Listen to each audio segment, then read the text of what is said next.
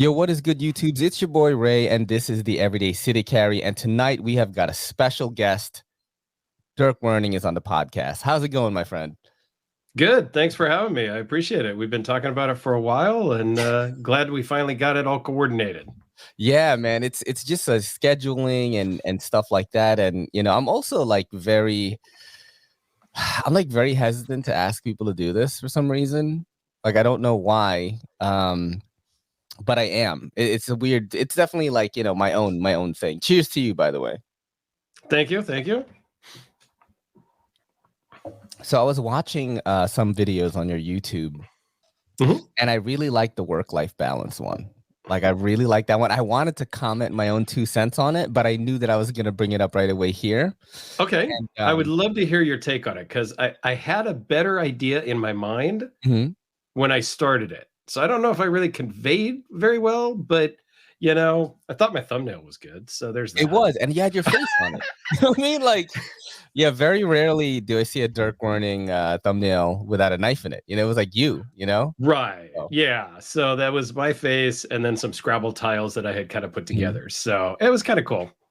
Is Dirk Werning your real name, or is that like your superhero name? Nope. God-given, parents gave me that name a long time ago, and Dirk was a tough name to grow up with. Let me tell you.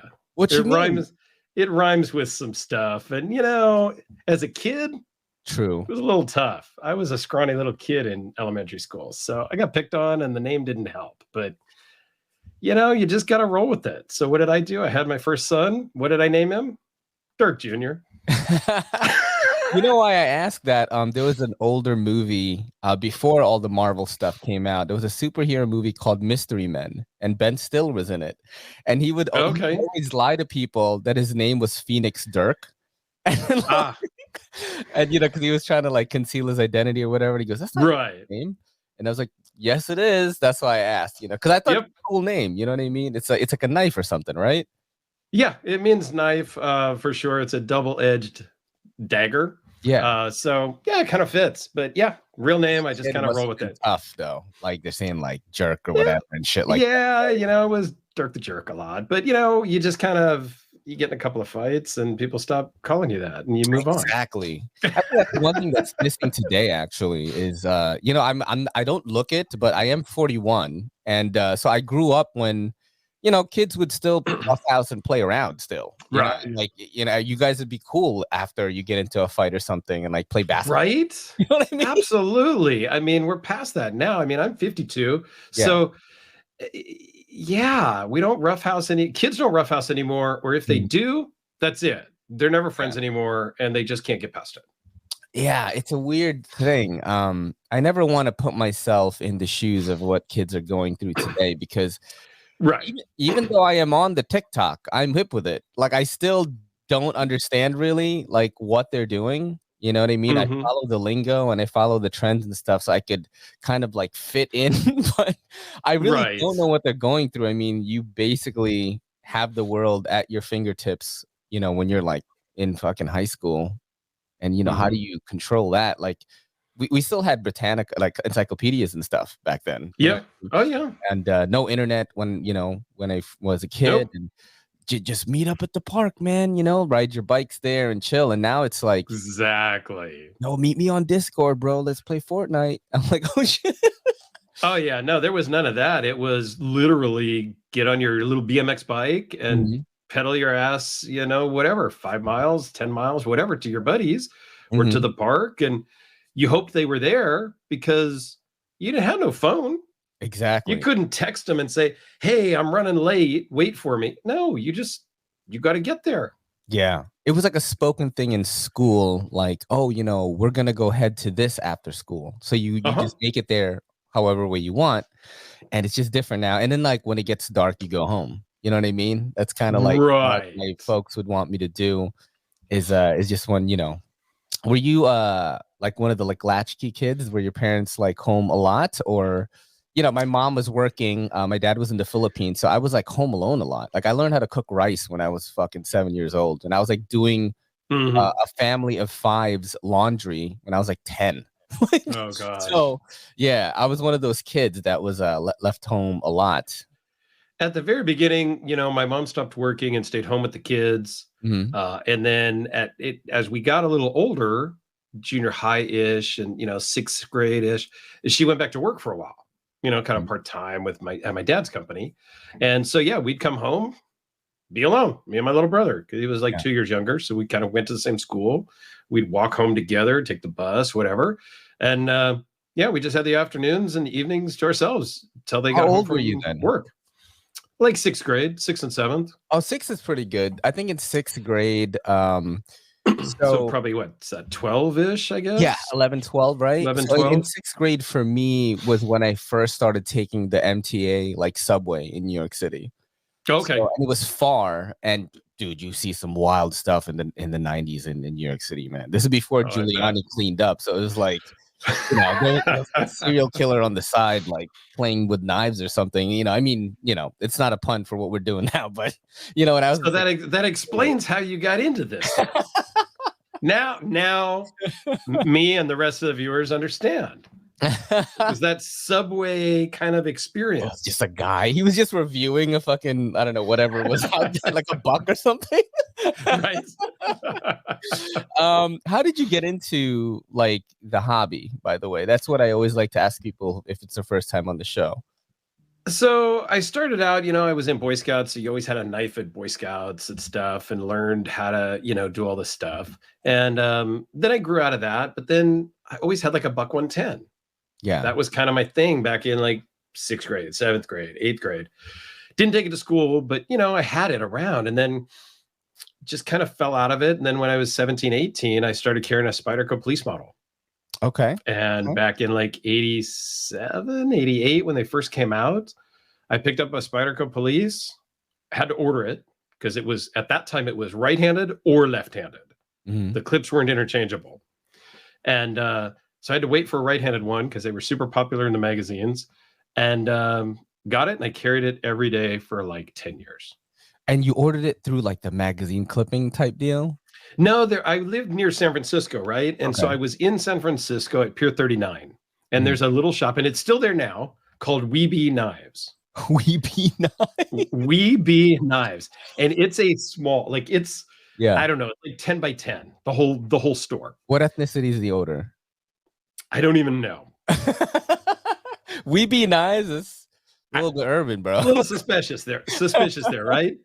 And so they had all kinds of stuff. They had from your gas station knives. They had a bunch of swords on the walls. And then they had a bunch of Spydercos and Benchmades and a bunch of stuff I didn't know anything about back then. Mm-hmm. So I ordered the Spyderco, took a couple months to get in, drove back up to San Francisco, picked it up, carried it every day forever. Wow. To the point where I shipped it in to get sharpened 2 or 3 times. Finally, they just sent me a new one because I had worn the blade down so much from sharpening that they just sent me a brand new one. What's up? Which police model was that? It was just a full stainless steel. Police 1, right? Stainless. Yep. And it was fully serrated. Oh, because that was cool back then. All right. All right. Let's see if I can find it for you. We'll take it. I didn't know anything back then, right? And so then I went through some Spyderco stuff, and then moved into Benchmade and worked my way up to freaking Crazy Customs now. Is this it right here? Yeah, like that second one over. This one?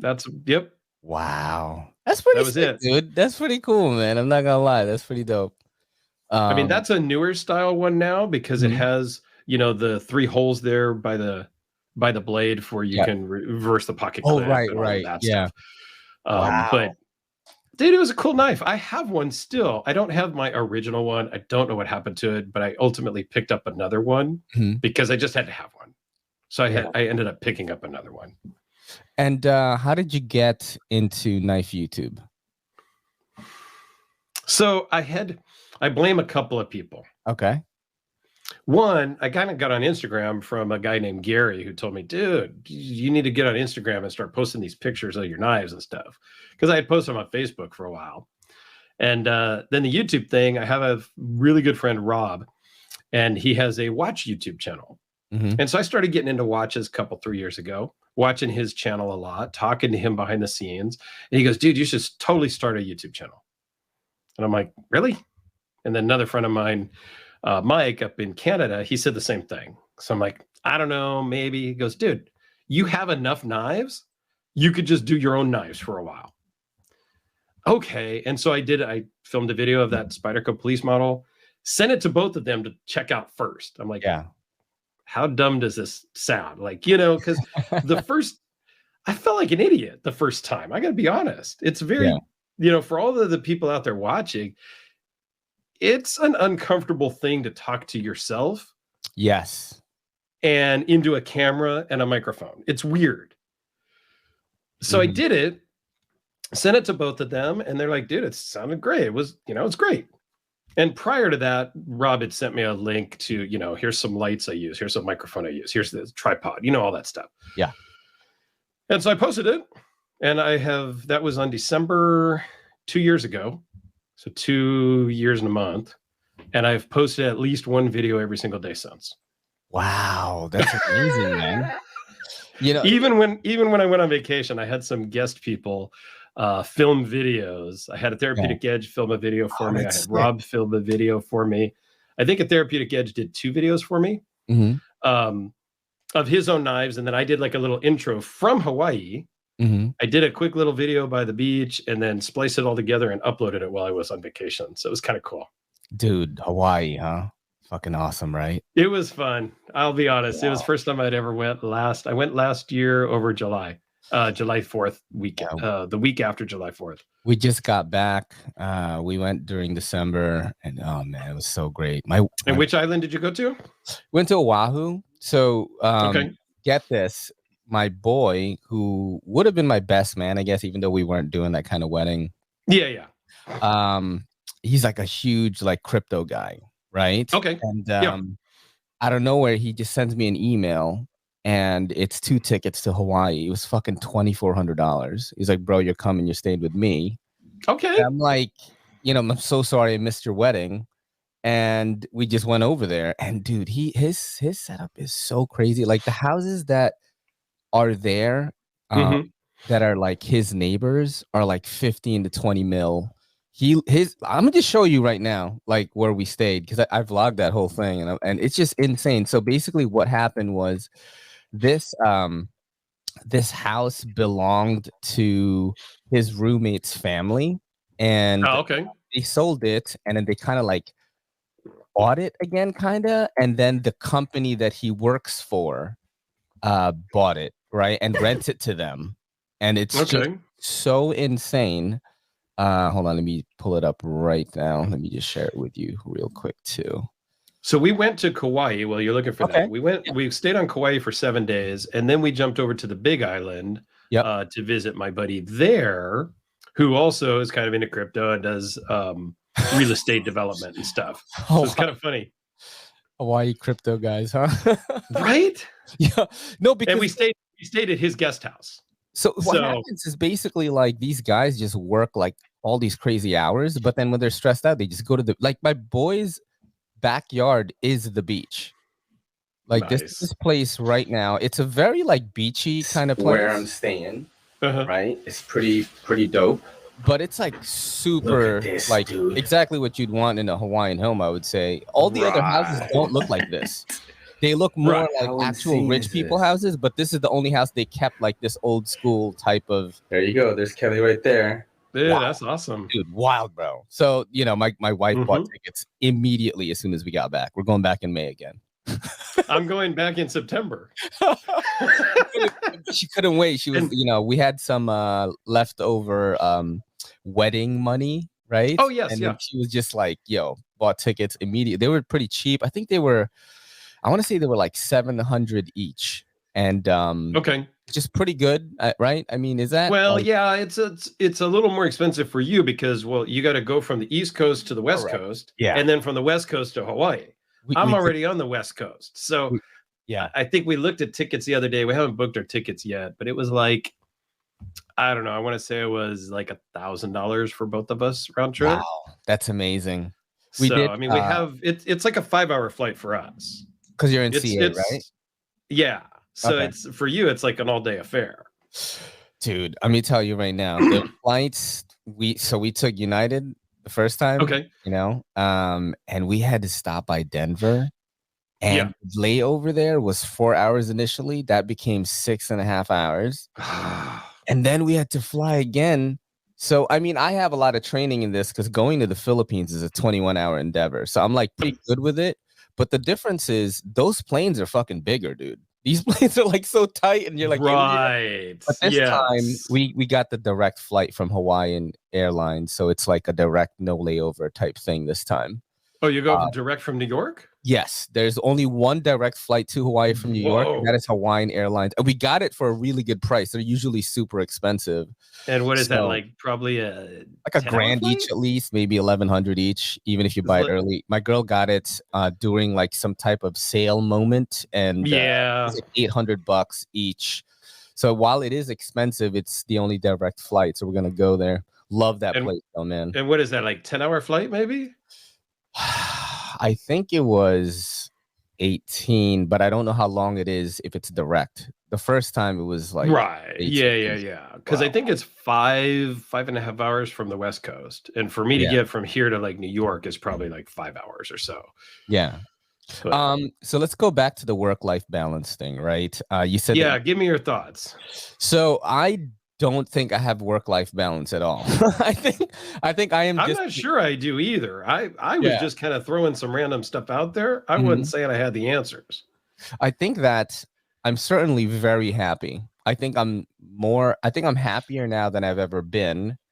Even though I'm working 6 days a week, I'm posting online 6 days a week. And you know, I do at least 3 hours of podcasting a week included in that time. Okay. And then the Sunday that I give to my wife and we go out on a date, we're vlogging it for YouTube too. So it's like right. So but as long as you're happy and as long as your wife is good with it, right? That's a big part of it too, that I don't think I really touched on is you've got to be good with your partner. And if your wife is kind of either into it, like your wife is, and she helps you with the stuff and you're doing it together, to me, that's still kind of life, not work, you know? So you just got to have that balance with your, whatever, your wife, your girlfriend, your boyfriend, your husband, whatever. Right. And if they're into it too, then it's not really work anymore. Yeah. She's gotten into it more and more. When I first started the podcast, I was just talking to myself. Like I think I want to see the first maybe 8 or 9 episodes. It was just me speaking to myself. Right. What I did notice is, I know you said that it's weird to talk to yourself like on camera. What I did notice though was once I put the headphones on and I'm like hearing myself talk to myself, it was a lot better. I don't know if it feels like I am locked in. So I feel like it's my thoughts. You know what I mean? So when I first started, even episode 1, I already had these headphones. I had a different pair, but and I was just talking about random shit. Like I barely, I maybe I had some bullet points in the beginning, but it was just very bare bones. I really just went off the dome. Right.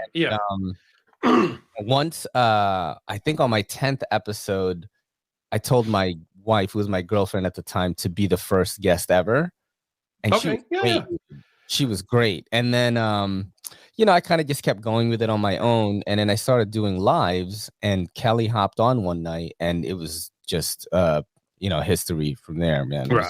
She's just always, she like looks forward to it. Like every Monday, like we will just watch, you know, videos from the internet, like funny ones, like little stuff with people. And she loves that. And I mean, look, you see Chris Evans' pillow in the back? Somebody gave her that because she loves Captain America. Look at this, dude. He's just awesome. There now. That's awesome. Yeah, work-life balance, man. I think it's just if you are happy and you're able to maintain like your relationships and no one kind of you know, behind each other's back, like talking badly, like, oh, he's always doing this shit, you know, like I think that's important. So you say you're happy and you're the happiest you've ever been, then your balance is good.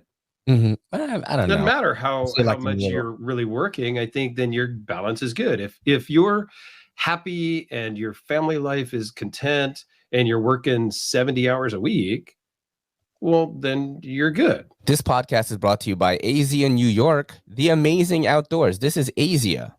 My family's got some land upstate, boy. Let's check out some of these.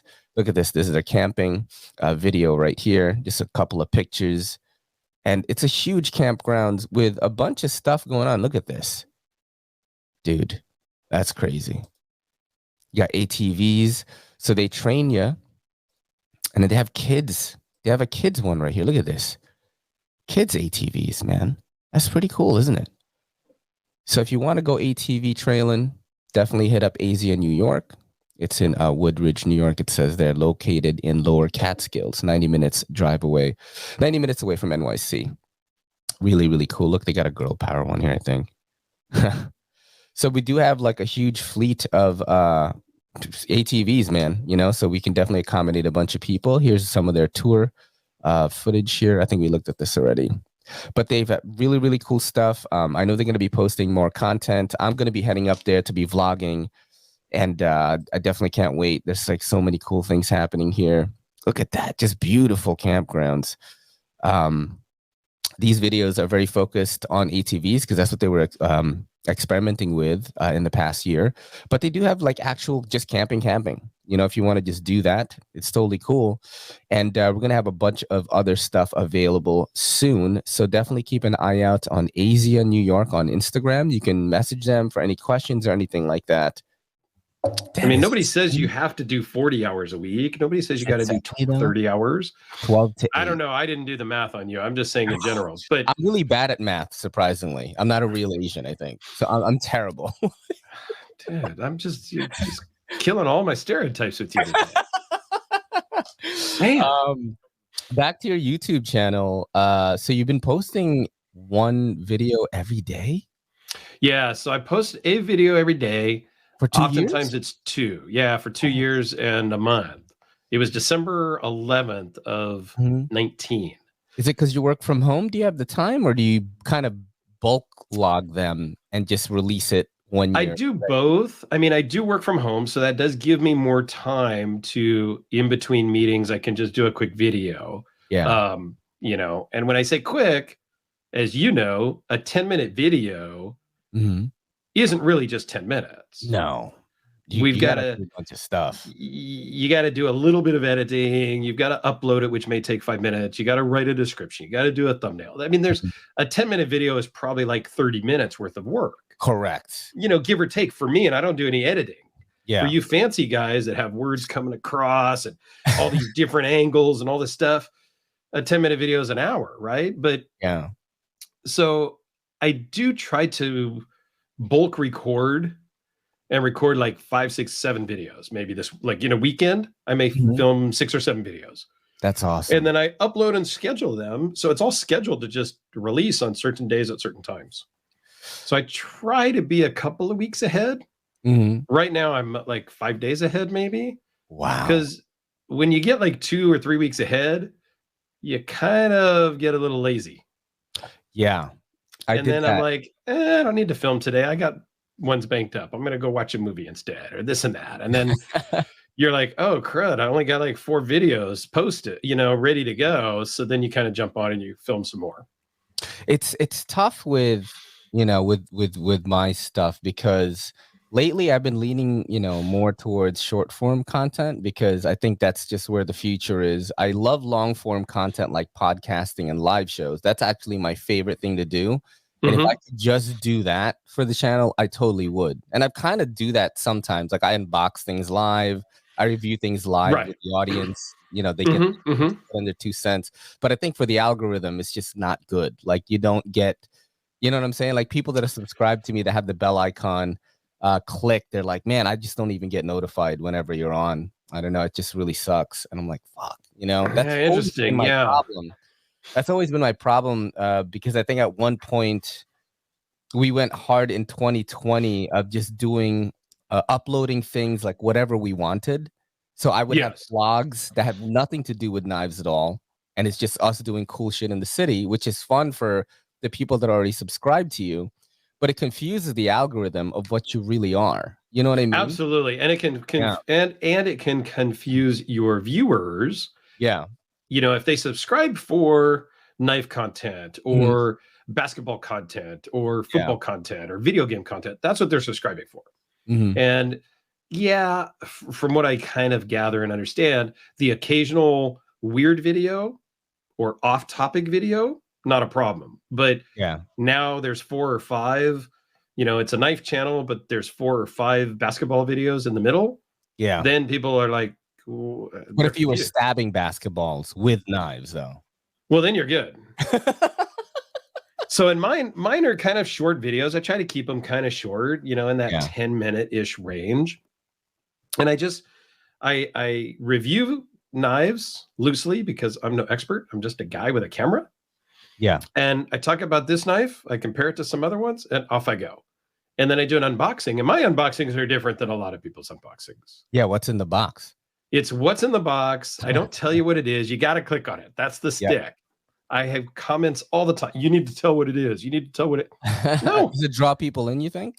I think it draws a lot of people in because my unboxing videos get tons more views than my regular videos. But partially because they're short. I try to keep it like 2 minutes. Yeah. Maybe 3 minutes if there's like 3 or 4 knives in there. I don't talk about it. I open it up. I show you what it is. If I know what the name of it is, I tell you. If not, hey, Billy sent this in. I'm not really sure what it is. I'll get you more details when I do the full video. And then I move on. I mean, it's a good formula. It seems to be working because clearly, like, your numbers are growing, and you've been on YouTube, like, less amount of time than me. I mean, I've been on for almost 5 years. I think 5 years. Wow. April. Okay. This channel is really, started. It's changed a lot in 2020, though. I think 2020 is when people started to, like people would, when they do those channel shout outs, like I got a bunch of those. And Shabazz has shouted me out a bunch because he's just like, oh, this guy is so weird, but he's in the knife community. You know what I mean? So, shout out to Shabazz, man. It's like, yeah, exactly. I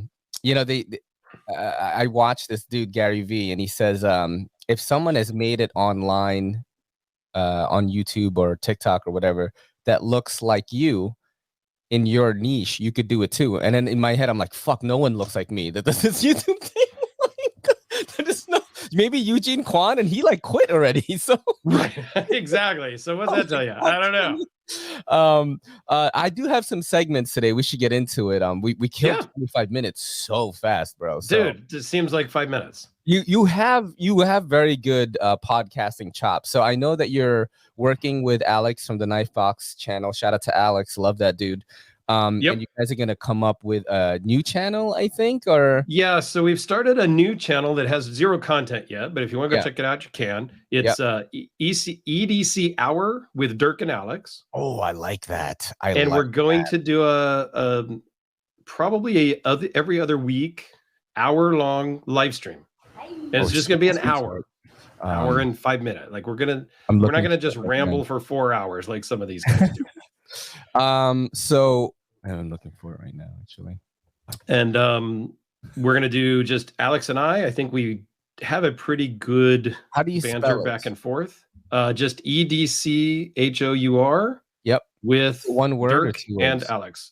2 words. Okay, with Dirk. All right, let's look that up. That way people can get a good look at it. And there's nothing special there now. It's just a name. There's not even a picture or anything. I can't find it, bro. Maybe you guys are not discoverable yet because you don't have content yet. It should be there. I did EDC Hour with Dirk and Alex. And Alex. Okay. I Googled that. I YouTube that. Oh, here we go.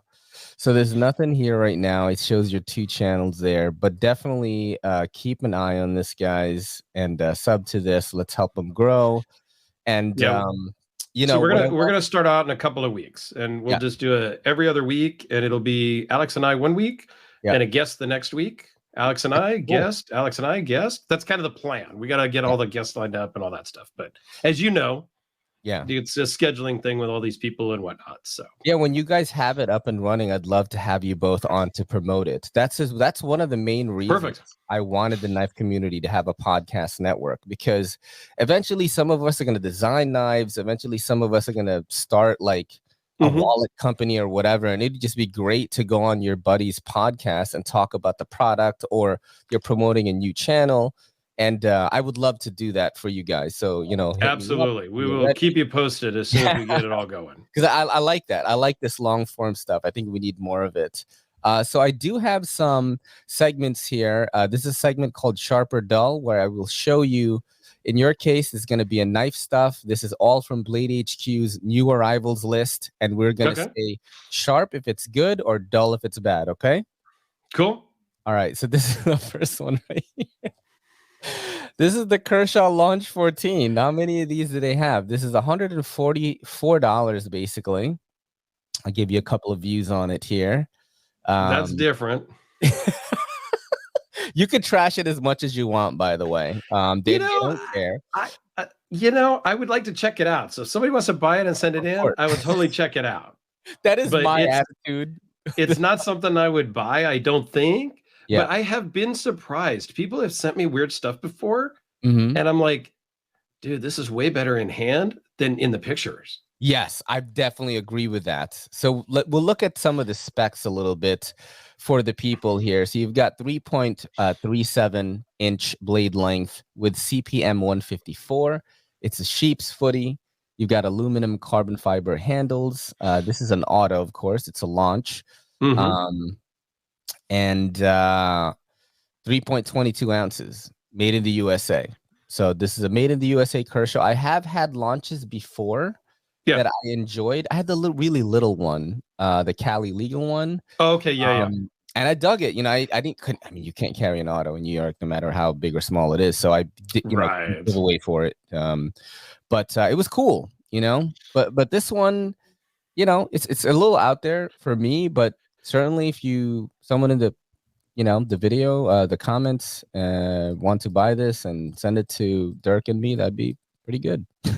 So you're gonna go sharp or dull on this one? I'm gonna go dull.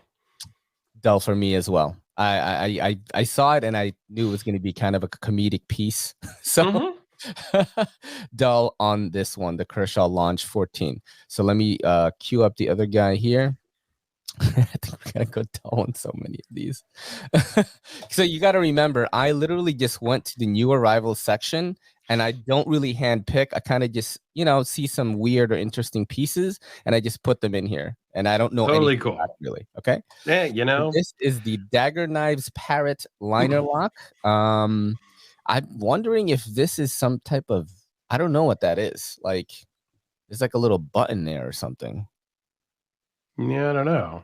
Let's look at some of the other views on this. So Dagger, it's very slim and slender. Yeah. This is a front flipper? 4.75 inch blade? Yeah, Dagger Knives make some big blades. Yeah, they do have some cool stuff from before. They got really popular with the Scully type kind of Chavez-esque, like stuff. D2 blade, G10 scales. Geez, 6.64 ounce weight. Country of origin, Russia. And let's see what we're going for. I'm trying to figure out what. It's a flipper, but how? Yeah, I'm not sure. Oh, right is it like a top flipper, kind of front flipper, top flipper, I guess you'd call that. It's kind of weird. Though. Like what? Yeah, I'm not sure how that's gonna work, but $95. I'm gonna go dull on this, man. Yeah, I'm gonna go dull on that, but it looks interesting, so I'd kind of like to check it out. Yeah, look at that blade geometry. Yeah, it looks kind of weird. Not gonna lie. I mean, I think that's something that I tried to really do too, is to just be honest and just, I've seen a lot of other YouTubers say, like, I'm not gonna review. Right, oh, I see. Yeah. A lot of other YouTubers are gonna say, well, I don't review knives that I don't like. Yeah. Well, I kind of like to review knives I don't like, because it forces me to really look at the knife. Because there's going to be good qualities about it. And a lot of the times I don't like it because it just aesthetically doesn't appeal to me. It may be an awesome knife, super solid, great materials, but the looks of it, I just don't like. Yeah. So I still review that stuff. I review everything. I don't even care. What I do notice is I had a similar mentality when I would do more like produced videos, where I'm doing a lot of cinematic stuff. I don't want to do all that stuff for a knife I don't like. But When I review something with a live audience, like I'll review whatever, you know what I mean? And then, well, it's fun to like trash on something with 30, 40 people or whatever. You know what I mean? Yeah. And for me, when I trash on this stuff, I do it in kind of like a professional way. I'm not going to try to cut the person down who made it, or, and I try to just point out things that are like legit wrong. Oh, the lock failed, or this is sharp, or that's a hot spots and thing. I've gotten some knives that are full-on customs that I can't even put in my pocket because the clip doesn't work. Wow. And I'm like, dude, this thing was $2,000, and it's like did you not even check it in your pocket before you shipped it out? Damn. Like, it was brand new. And I'm like, dude. And so I had to ship it back. And then they fixed it and they shipped it back to me. But I'm like, come on, guys. Like, I get it if you're Benchmade and you made 10,000 of this model and you didn't check every single clip. Okay. But when you made this one at your shop, handmade, and you ship it out and it won't even go in your pocket because the clip is so tight, that's a problem. That sucks. Especially from paying $2,000. What did you carry today, by the way, man? You have that on you, or what did I carry today? I actually did run out, and I had the Shargnivko Ryu with me today. Ooh, nice. Oh, I saw that one in one of your videos. So sick. I was super stoked to get this one because they just, they're not super common. They're not necessarily cheap, and I know Edison, the maker, really well. Hung out with him at a lot of shows and go to dinner with him a couple times. So he's a great guy. So I was able to pick this up on the secondary, which was super awesome. Wow. I carried, pretty plain Jane, I guess. Metal Complex would approve. This is a Hinderer Eclipse, but it has skiff bearings in it. Okay. So the Eclipse is pretty cool, actually. I like it better than the XM18. And people fought with me on Instagram for it because I said that it doesn't have the stupid jimping on top that like hurts your right. And it's better for me. I wish I had the 3-inch one because I'm in New York City. It's a little bit more pocketable, and I think the police will want to tackle me less if I have a smaller knife. Okay, what is that? 3.5? I want to say this is the regular size. It's what, 3.25, I think, or okay. I think so. I don't remember. Yeah, the 3-inch one would be perfect because I don't even carry with a pocket clip anymore, man. I just put it in my pocket because they're gonna be like, get him, he has a green card, bruh. You know what I mean? So, yeah, I mean, I've actually never been to New York, but I've heard a lot of stories, and just it's a tough place to carry knives and stuff, let alone anything else. But it's awesome. Okay. But for an EDC person, it's not so awesome because you can never use your tools in public, like ever. You know what I mean? Like people will look at me funny if I take out a Leatherman, kind of. You know what I mean? Because it's shiny and metallic, and they're like, "What is that?" Right? Yeah. And he doesn't look like he's a electric lineman or whatever. So right. Okay. Yeah. So, but it's pretty nice, man. It is really, really nice in other ways. You could be at the pier and see like all this water and boats and stuff, and then you look to the right side and it's like the biggest metropolis in the world or whatever. Right. So, there's definitely cool things to it, but that as an EDC person can't really film outside and like can you imagine if I could do like street review type things? That would be so sick, dude. Right, that would be cool. Man, I used to do it on my there was one era of the channel where I lived in East 100th Street and I had a balcony. Okay. So I would do the videos on the balcony and get like cinematic shots, and you could see like the gritty metal like stairs, and you would see the buildings, and it was really, really cool. That's cool. Yeah, but now it's like I live in the Bronx. You go outside, there's a crackhead trying to steal a city bike, and somebody's taking a shit. Like it's a little bit hard to do. All right, let's get to some more. So we're going dull on the Dagger. Yes. Here, the Dagger Knives fat. Sorry, Dagger Knives. Let's go to the next guy. This is okay. All right, we're gonna do this one. So this is a budget knife from Bestech. This is the Bestech Knives Tulip. I think this is designed by O Stop Hell. I got to try the titanium model of this. This one is under $50. It's one of those watch pocket knives. You're looking at Sandvik 14C28N, which is nice, right? Instead of G2. 1.4 ounces, G10 scales. The one I got to try was full tie. And it was Nice. Made in China, designed by Ostapel. What do you think about this guy? You know, I'm going to give it a sharp, but it's not for me. You don't but like I know that knives. there are a lot of guys that like the little tiny, fifth pocket, watch pocket, coin pocket knives. So it looks pretty sharp to me.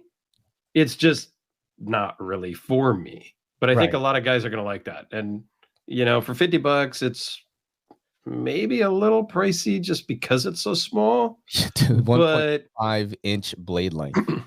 But honestly, that's all the blade you need. Yeah. Like, and we talk about it. I mean, I got 4-inch knives, I got 3.5s, and dude, I use 1 inch of it to cut open the Amazon box with the other stuff. I mean, that's all I'm using.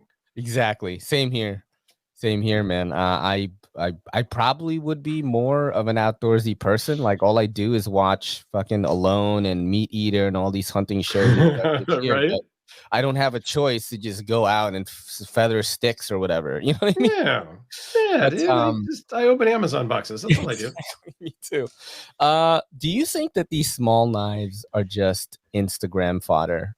Because it does make a good EDC shot, man. You know what I mean? It does, but no, I think there's a good use for the small knives, because a lot of people work in an office building and things like that. If you pulled that out in the lunchroom, nobody's probably even going to care. Even in New York, they're probably not going to care, because that's not much bigger than your standard like box cutter utility knife. Right.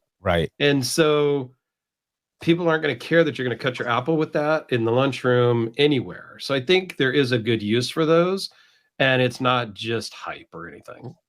Okay.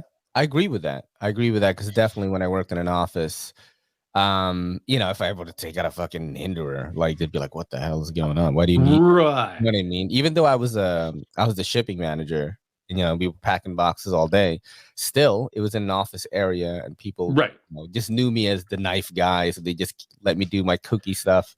Exactly. But yeah, you're supposed to just have your box cutter in the shipping department. So, which is like not even great for if you're cutting, like, if I'm packing 250 boxes a day, right?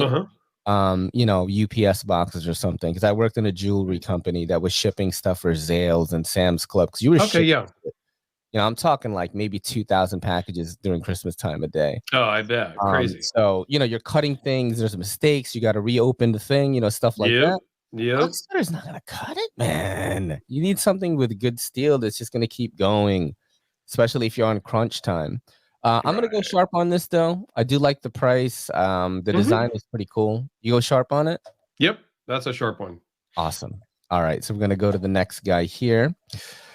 This is a more expensive guy, and maybe more in tune with your taste. Yeah, we'll see. My tastes vary. I don't know. Yeah. It is definitely pricier. This is the Jake Hoback Knives Sumo, the button lock. $550.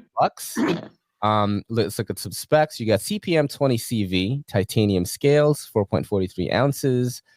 Made in the USA, designed by Jake Hoback, of course, and 3.25 inches of that CPM 20 CV. Here's a couple of views on it. That one is absolutely sharp, because I have seen I have loaned those. I have got that in as a loaner and done a review, and those are very nice. Wow. What did you like about it? I just felt real good in the hand. And did it, hold on, why can't I zoom in for some reason? It's being weird. All right, I can't zoom, but was it like a good function with the button lock? And I love button locks, man. Yeah, it was pretty cool. So you're gonna go sharp on this guy? I'm gonna go sharp on that one. Plus, I like the black and the blue in that particular configuration. Worth $550 though. The price is all relative, and we can get into a bunch of arguments over that. I don't know. I mean, it's American made. Yeah. It still seems a little high, but that's kind of the rate. I mean, I don't know. Price is a very subjective thing, and we, there's a lot of internet arguing about price. Definitely. And I definitely just, a lot of argument. it's, if you don't like that price, then go buy something else. But you don't have to argue with that guy that he spent $5,000 on a knife. Yeah. Just because you don't want to spend more than $50 on a knife. Yeah, I hate it when people do that. Like, I will, clearly state, like, I can't afford this, but if I could, maybe I'd buy it. You know what I mean? That's usually what I would say if something is, really expensive. The most expensive knife I have in my collection is only $9.95, and which is very low in comparison to someone who's bought customs. And it was because, like, my dad, who passed away at the time, his name is Clemente, right? Okay. That's Filipino. This is like the beginning of my knife journey, dude. I'm like, when you want every knife you could possibly find, right? Yes. And I'm searching like crazy. And I find this Italian knife company. I'm sure you've heard of them by now, Sandra Knives. Okay. Yeah. They do the tungsten carbide. And the Clemente 1 was the first tungsten carbide folder. Okay. Saved my money and I bought that shit because it was the same name as my dad. And I made that's actually the first time my channel made a splash anywhere. Cedric and Ada saw the video, and dude, the first line in the video was, "Some people say you don't become a man until your father dies." And there's like really dramatic music in the background, panning shots of the knife. I'm really milking the emotion. Right. And then I get into a review. I'm wearing gloves. There's carbon fiber. Like I made carbon fiber, like it looks almost like a Lazy Susan, but it's manual. Okay, The middle is magnetic. So I would put the knife on it and then turn it. Okay. That's cool. What the channel was before. And then that's when, I was like, oh, I might have something with this EDC thing. Little did I know, I was like, lowest clicks per minute on YouTube is the knife community. Even though now though, bro, there are people that are making like pretty good money in knife YouTube now. I'm sure MC makes a ton. Knives, I think, makes pretty good money. Yeah, and they do, and they deserve it. Oh yeah, I'm not that guy. I don't even look at the stats. Yeah, I look at the views. Like, okay, today's video had 200 views or 500 views or whatever. That's all I really look at. I don't look at the CPMs and the this and the watch times and all. I don't play any of that. I just ramble for a few minutes and I move on. That's awesome. If I make some money, I make some money. I mean, yes, I've gotten some AdSense money over the year. Nothing to write home about. It's not like I'm like, it's $100 here, $150 there, right? But which I'm not gonna turn away. I'm not gonna tell them no, don't send it to me. But I am not going to be the guy that is making a ton of money. I mean, it just is what it is. I mean, if it grows and it makes money over time, great. I'm probably not going to be join my Patreon. Oh, use my affiliate links. Oh, just send me money. Oh, give me the super chat. Oh, do that. That's just not me. Let me ask you why that is. Is it because your job is killer already and you could buy the $2,000 knife?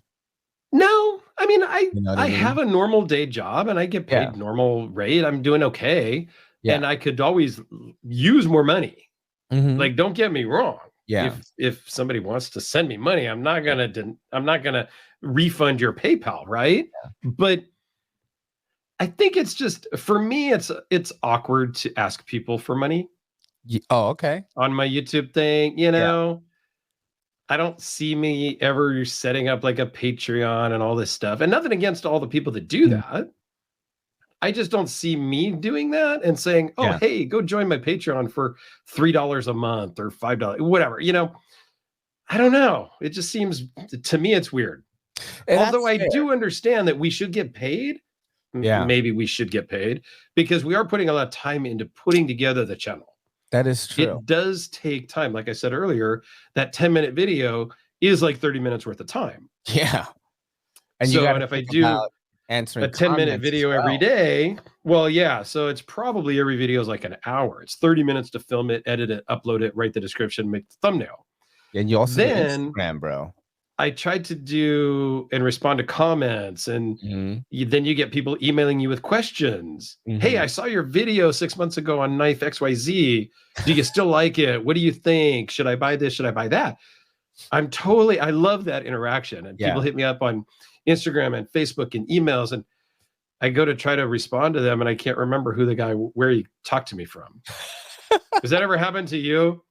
So I have a few key people that always show up all the time, and they're very dear to Kelly and me. Like, yes. we treat them like family almost. Like, I have nicknames for them. They greet me differently when they hop on the lives. Like, and you know, that's one of my favorite things about doing long form content is people. Like, man, I've been we've done over 200 podcasts, man. Like, dude, that's crazy. Patreon, and this is episode 170. I think this is going to be 175. And on Patreon, we've done like 70 episodes as well. So it's like 240 fucking, you know. So people, when you're watching someone every week, especially the people that are on Patreon, they watch the 1 hour of the live. They watch an hour on Friday, which is this episode coming out next week. And then they watch another hour on Patreon. Like, they kind of know you, man. You know what I'm saying? It's Absolutely. like I'm pouring my feelings out. So I love doing this so much that like I would love it if it was my profession. That's why like I go so hard when a lot of people give MC shit because he's promoting like links and he's, you know, treating it like professionally.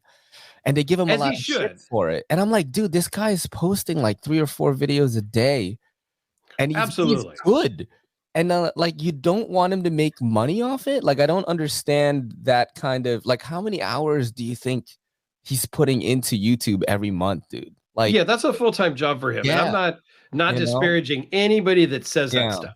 No, I mean, I'm not saying that you're wrong. I actually agree with you if that's your goal with your channel, but I don't like especially with the viewers, like, oh, I don't follow him anymore because he started, like, he has a sponsor now or whatever. Like I have sponsors, you know, like, you know, we put so much time, like literally it's a 40-hour a week fucking job, dude. Like what I'm doing. It certainly does take a lot of our time. And if people, you know, want to pay and do some stuff, that's great. I think it's more just a personal thing that, I don't know, this is like not really embarrassed, but just awkward to ask people for money. And if I did a Patreon, like, why would I think, you know, and again, this is just me in my head, I'm just being honest with you and however many you know people are going to watch this. What do I have to offer that somebody wants to pay me for? Like, you know, I kind of like, I don't know. I mean, yes, at my normal job, you got to pay me because I've been doing it for 30 years. So I kind of know what I'm doing, right? But here, I've been doing it for 2 years, so I kind of know what I'm doing, but not really. I don't know that I do it any better than anybody else or worse than anybody else. So I don't know. It's something that I've kind of not struggled with because nobody's asked me to do it, but I'm like, I don't know if I'm ever going to get there. Maybe I will. So somebody, you know, in a year from now, when I start a Patreon, some random viewer, don't screenshot this and send it to me saying, you said you would never. I don't know what's going to happen next year. I think it's about like maybe it will, maybe it won't. Who knows? You know, we were talking about happiness earlier in the beginning of the podcast, and it's like if you're happy, like I am so fucking happy the way the channel is going right now, and how I can share a movie review on my TikTok or I can do a silly thing on Instagram and people respond to it. Is huge because when I came into this community, everything was so tight, bro. Like there was no comedy at all. Shabazz was the only person, maybe Advanced Knife Bro as well. Cedric Anita, but it's like just if you weren't like so spec heavy, like it was over for you. And coming into it as an Asian person too, it was even scarier. You know, like I think when I first started, Eugene Kwan wasn't even on yet. Like. You know, you've definitely done some great stuff and have a huge following, which is great. Bro, you're bigger than me. What are you talking about? Well, I think you have more interaction. I think I might have some more subscribers, maybe. I don't know. I'm at like 40. You're like at 4,000 something, right? 600 or something. 4,600, I think. I'm shooting for 5,000. Like that's my goal, right? I mean, your goal is always 100,000 plus, but you know, come on, let's be realistic. Dude, you're gonna get to 10,000, and Benjamin is gonna be like, "Hey, man, here's some affiliate links." Spider Code, yo, what's his name? Sal is gonna hit you up like, "Hey, man, there's some Spider Code affiliate links." Dude, and if that happens, that happens. I don't, I'm good with that, but that's not ever going to be my main focus. My main focus really is to show different knives that people have never seen before. Yep. And to really interact with people and build relationships. That's good. That's I like really the it. relationship stuff too. And I've made a lot of friends. Yeah, I agree with you on that. That I've never met, but we chat all the time. And, like you, there's those few 5-6 people that you're constantly chatting with on Instagram or Facebook or whatever you're using. And they become like real friends that just started out watching your videos. That's what it's all about, really, for me.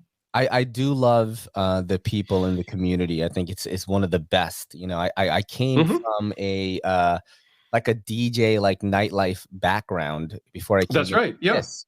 And that's not a fucking good place to, try to make friends or whatever, because people are just trying to climb a social ladder. But here it's like everyone is so like pure almost that at first I was like, is this guy just being really nice to me to get something out of it? But no, they're just really kind people, for the most part, I think. Let's get to so we're gonna go back to this thing. We gave this a sharp.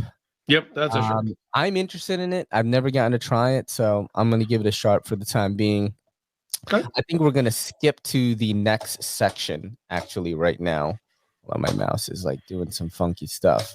Because we've kind of bounced around and rambled on a little bit. So. But that's what this podcast is getting. That's what it is. Getting to know the creator. You know what I mean? Like if you look at other podcasts like Rogan or any of these comedian style podcasts, like this is what it is, and that's what I wanted to do for the knife community, is just sit down and chat with a homie for an hour and look at some segments and stuff.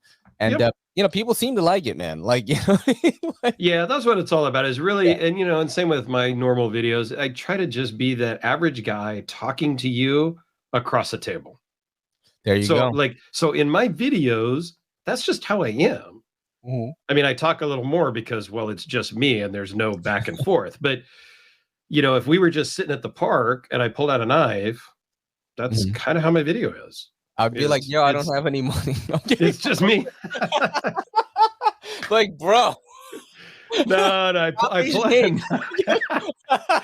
out a knife at the table because we're sitting down, chatting. And then that's my video, is just me chatting with some people across the picnic table kind of thing. So it's totally casual and just here's my random thoughts and whatnot. So what you see on my videos is really what you get.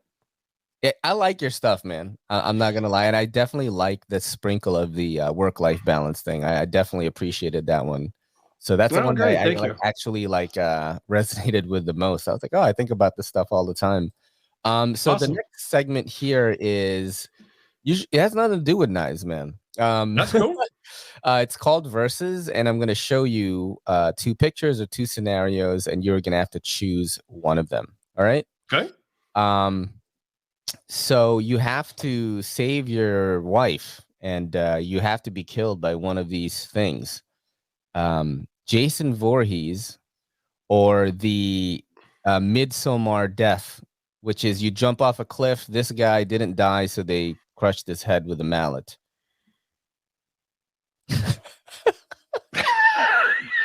So Jason, you don't know what he's going to do, bro.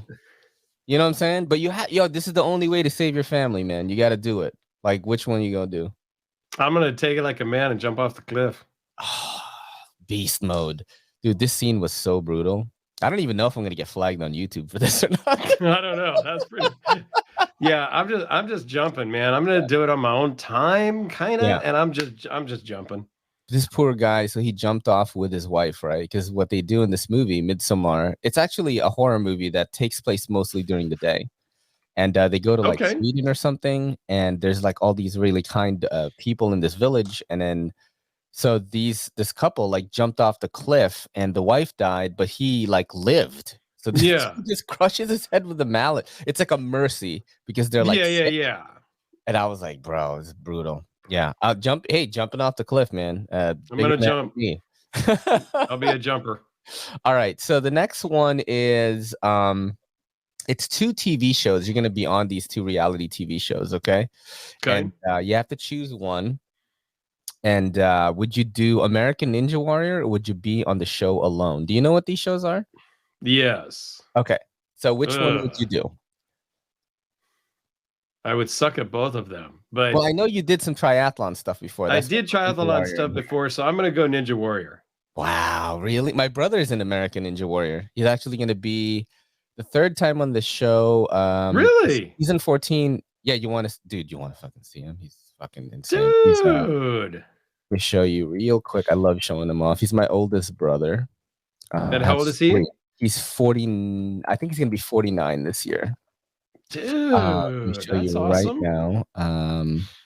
I do love the show alone too, and you win a shitload of money when you win that, man. Like $1 million.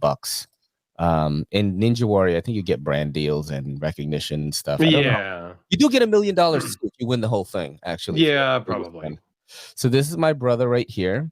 This is his post saying that he got in. All smiles today, as I'm happy to say that I'll be running the season 14 course of American Ninja Warrior. This is his 3rd time on the show. This is one of the times here. I love sharing this guy's story because a lot of guys my age and a little bit older are thinking that, they can't get in shape, right? Right. So this guy, I love sharing the story. He's 48 here. He had a brain tumor the size of a golf ball in his right ear. And the reason why they found it was he was, like losing his hearing. Yeah. And immediately they take it out and they tell him that he'll never walk again. He'll have like no equilibrium. He can't sing, like weird shit with the ear. You know what I mean? Oh, yeah. And he's proven them completely wrong this is one of the best like shaped guys I know in my whole life. Wow. That's a great story. And he's so fucking happy. They call him the smiling ninja because he's smiling all the time. He's so positive. Look at this crazy shot right here. Isn't that insane? Dude, that's awesome. Yeah, so definitely check him out, guys. I will check that out for sure. That's cool. You are gonna go with American Ninja Warrior. That's interesting. I thought you would have chose alone. No, I'm gonna go Ninja Warrior. No bushcrafting for you. No. Too cold, right? It's too cold and too stuff. Yeah, now my camping and outdoorsy days, that's long gone. Of course, my triathlon days are long gone too because my knees, but I'll give Ninja Warrior a shot. There's this dude that I watched on Rogan's the other day, and he completely rejuvenated his knee with these like knees over toes exercises. He has an artificial knee. They don't even give you those anymore. He was a basketball player. He's he's younger than us. Okay. Which is like weird. But he lost his knee at an early age, and then he completely rejuvenated it that he could bend backwards and like pop right back while he's sitting on his feet. It's like really insane. What? Might be interesting for you to look into. I'm gonna have to look at that. Yeah. Let's just do it real quick right now so people know what the hell I'm talking about.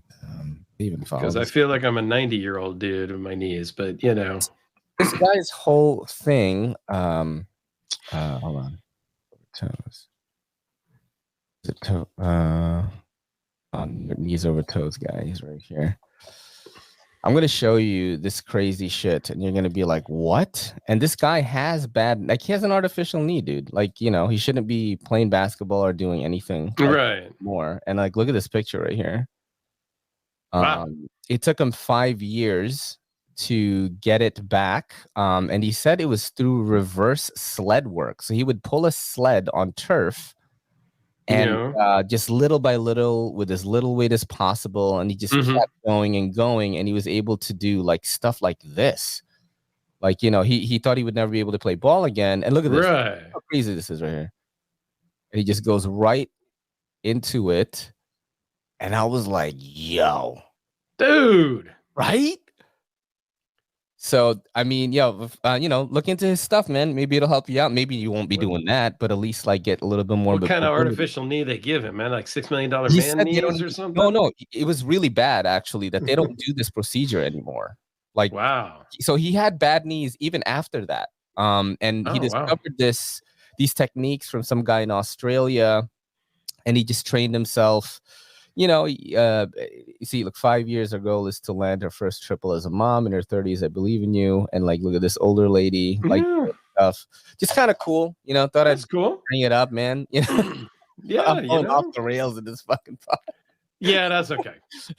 All right, so we're gonna go to. I think we have 2 more versus segments here. You're gonna go with Ninja Warrior here. Ninja Warrior. Okay, and the last one is you have to do one of these fear factor stunts. The top one is drinking donkey semen, and the second one is eating spiders. That fear factor, I could. It was the gross one. Yeah. That I always wigged out on. The other stuff, high buildings and all these other stuff they had to do, that was no problem. But the gross spider eating and stuff like that was all gross. Dude, spiders or look at her mouth, bro. It's coming. God, like that's the legs coming out from her teeth and shit. You get like, do they give you some floss after that or what? Are you drinking donkey semen? Is that what you're doing? Dude, I mean, I guess I gotta pick something. Wow. Either tough. One's going to make me sound bad on film here, but I think I'm going to drink it, man. Yeah, me too. I think it's because then you're just done. Like that's like you take a shot and you just you kind of just plug your nose and you just down it and you don't have to chew it. You don't have to swallow it. It just kind of slides down and you're done. And and then you go puke over there. But yeah, I think I'm going to have to drink it, man. Me too. I mean, I don't even know if I can do this. Look at this. I don't know if I could do either of them, but I might just be like, yeah, I lose. I'll just go home now.